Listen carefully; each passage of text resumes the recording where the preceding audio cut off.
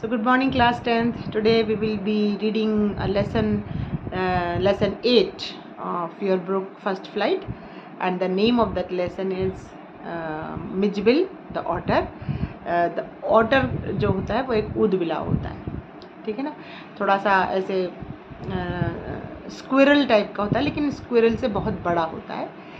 तो इसके बारे में हम पढ़ेंगे। स्टोरी बहुत ही इंटरेस्टिंग है क्योंकि ये पेट के बारे में है। मतलब कि जब भी कोई हम पालतू जानवर पालते हैं उनसे हमारा लगाव हो जाता है, और उनके साथ हमारी जो दिनचर्या है, जो हमारा रूटीन है, वो किस तरह से बदलता है, और हम नेचर लवर हो जाते हैं, and many things happen in our life. So this story is all about pet. So earlier first I will tell you, this story is written by Gavin Maxwell, and Gavin Maxwell, it is a true story because he was having a pet dog called Johnny, but unfortunately that dog dies, and now the author, he is feeling very lonely and he want now another pet so that his loneliness will be cured. इसके writer Gavin Maxwell हैं, और ये सच्ची कहानी है। पहले उनका एक डॉग था, पालतू डॉग था, जो कि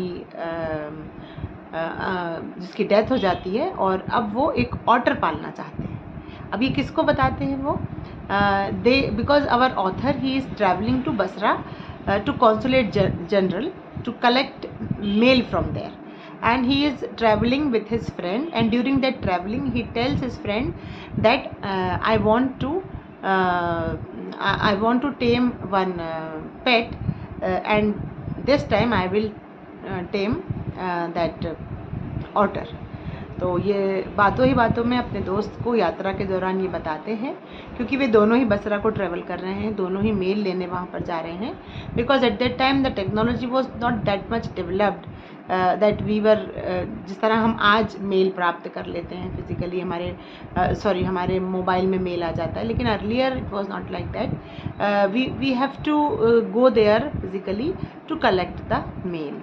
So the writer, the author of the lesson is traveling with his friend to Basra. Consulate general जा रहे हैं ये, और वहाँ से ये मेल जो है कलेक्ट करेंगे. And when they reach there they find that the friend's mail has arrived.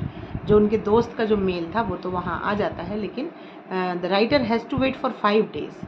अब ये क्वेश्चन ऑब्जेक्टिव में आ सकता है कि कितने दिन तक वहाँ पर हमारे गेविन मैक्सवेल को वेट करना पड़ा, राइटर को वेट करना पड़ा. तो he waited there for 5 days. 5 दिनों तक उन्होंने मेल का इंतज़ार किया है.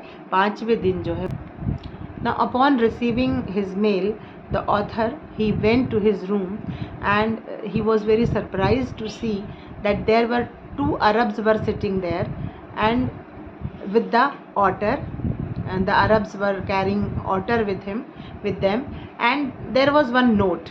एक लेटर था. अरब्स जो 2 बैठे थे वहाँ पर, उनके पास एक लेटर था और एक ऑटर था. तो वो लेटर उसको हैंड ओवर करते हैं, और जो हमारे राइटर होते हैं Gavin Maxwell, he becomes very happy. Why? Because जो उसका फ्रेंड था, उन्होंने उसको एक ऑटर गिफ्ट किया था, क्योंकि friend in need is a friend in deed. जब फ्रेंड, हमारे जो सच्चे मित्र होते हैं, वो हमको खुश करने के लिए वो हमें इस तरह के सरप्राइजेस देते हैं. वैसा ही उनके फ्रेंड को पता था कि इसको ऑटर पालना है, तो उन्होंने वहाँ उसका अरेंजमेंट किया, और 2 अरब्स जो थे वो उस ऑटर को लेकर के आए. At the time the author was fully covered in mud, क्योंकि वो मार्शी एरियाज़ में रहना पसंद करते हैं, दलदल में. जो ये ऊदबिलाव हैं, ये दलदल में रहते हैं, तो वो पूरा मड से कवर्ड था. But anyhow the writer was very happy to see. Now Mijbil took some time to open up and get acquainted with the surroundings. So on the first night he was very much afraid, you can say. वो डरा हुआ था, तो वो जो था वो floor पे ही सो जाता है. वो राइटर के पास, गेविन मैक्सवेल के पास नहीं आता. और सेकेंड नाइट में वो कुछ समय के लिए ऑथर के पास आकर के वो सोता है, और जो 3rd नाइट तक जो है वो उसके साथ काफ़ी फ्रेंडली हो जाता है, और उसको पानी से जो है वो खेलना बहुत पसंद था. वो जाता है और बाथरूम में जा कर के वो टैप मतलब नल, वो नल को भी खोलना उससे आ जाता है और वो पानी में रहना बहुत एंजॉय करता है, because he always want to see the flowing water.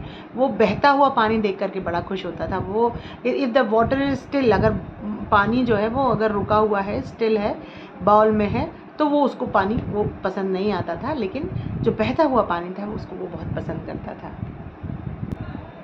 Now narrator decided to go to London, और अब ये जो नरेटर हैं हमारे वो वापस लंदन जाने का विचार करते हैं, और वो एक ब्रिटिश एयरलाइंस में टिकट बुक करते हैं फ़्लाइट की, लेकिन वो ब्रिटिश एयरलाइंस पेट ले जाना अलाउ नहीं करते।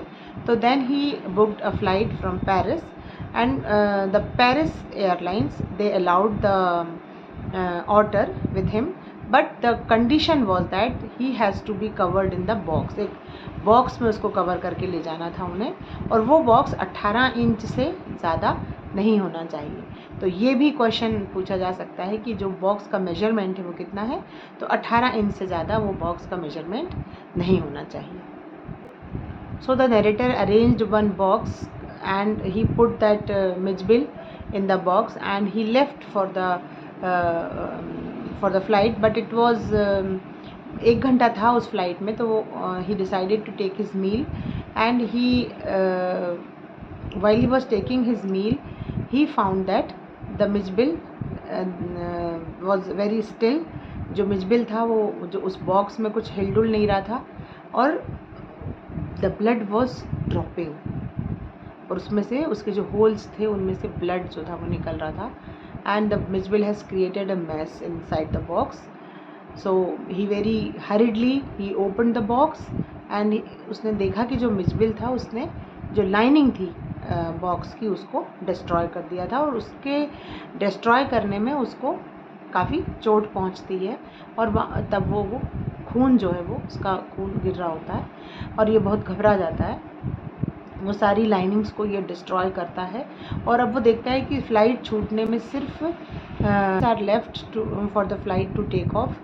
फ़्लाइट को जो टेक ऑफ करने में सिर्फ 10 मिनट का समय बचा था, and he has to cover the distance of I think 5 miles, and 5 miles is equal to 8 kilometers, I think so. So the distance of 5 mile is equal to 8 kilometers। Taxi driver ने बहुत तेज़ fast taxi चलाई और उसको time पर वहाँ पहुँचा दिया, एंड देयर ही वॉज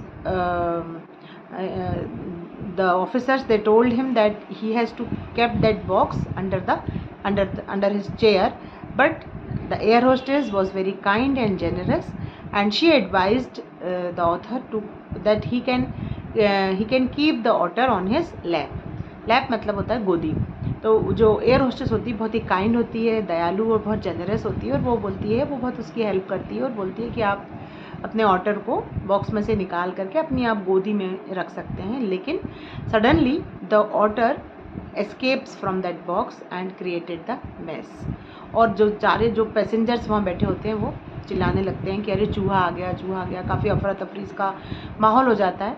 और एयर होस्टेस अब फिर उसकी हेल्प करती है, वो बोलती है आप please you sit down on your seat and I will bring your order back to you, और मैं आपके ऑर्डर को लेकर के आती हूँ, और वो उसको ऑर्डर फिर से ला करके उसको दे देती है। और एयर होस्टेस से ये बहुत इम्प्रेस होता है। ये क्वेश्चन भी बनता है कि why the air hostess why the author find the air hostess to be very kind and generous. Air hostess author को एयर होस्टेस बहुत काइंड और जेनरस क्यों लगी, क्योंकि हम रीज़न दे सकते हैं कि she allowed her to keep his pet on his lap, and she brings the otter to the author। इस तरह से आपको 2 लाइन में ये आंसर लिखना रहेगा। तो now finally the author and his Mijbil, they reached to London, and there he was very happy. Mijbil was also happy, and the author was also happy, and Mijbil loved to play some kinds of games। ये question भी बनता है कि which types of games Mijbil loved to play। तो पहला आप लिखेंगे ping pong balls, उसके बाद में marbles, ping pong balls, marbles, और rubber fruit and a terrapin, इस तरह के 4 गेम्स हैं। एंड एक गेम उसने खुद भी इन्वेंट किया था। जो ऑथर का सूटकेस था, डैमेज सूटकेस था, वो उसको ऐसे इंक्लाइंड रखता था और फिर ऊपर से वो बॉल को गिराता था और वो बॉल नीचे आकर के वो जब आ जाती थी उसको कलेक्ट करता था और वो फिर in this way he has invented one game also. ये क्वेश्चन भी बनता है कि which type of game the author has invented. तो the author has invented the game from the damage suitcase of author and he kept that suitcase in inclined way में रख करके वो उस पे ऐसे पिंग पोंग बॉल्स को गिराता था। अब हमारे ऑथर जब भी इसको बाहर घुमाने ले जाते थे तो सारे जो लंदन के लोग थे वो उन्होंने कभी ऑटर देखा नहीं था, तो they always make some wild guesses, मतलब एक वाइल्ड मतलब अजीब से वो उसको नाम देते थे। कोई बोलता था अरे ये तो सील है, कोई बोलता था अरे ये तो बियर जैसा लग रहा है, कोई उसको तरह तरह के नाम देते थे। वो लोग उसको पहचान नहीं पाते थे कि ये ऑटर है। और इस तरह से हमारे ऑटर की जो ये स्टोरी है, मिजबिल की स्टोरी है, ये अब दी एंड पर पहुंचती है।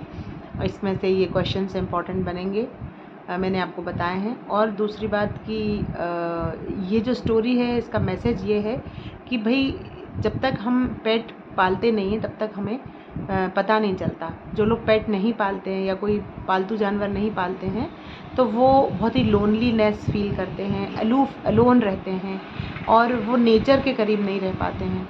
तो ये क्वेश्चन भी बन सकता है कि what are the advantages of having a pet in your life.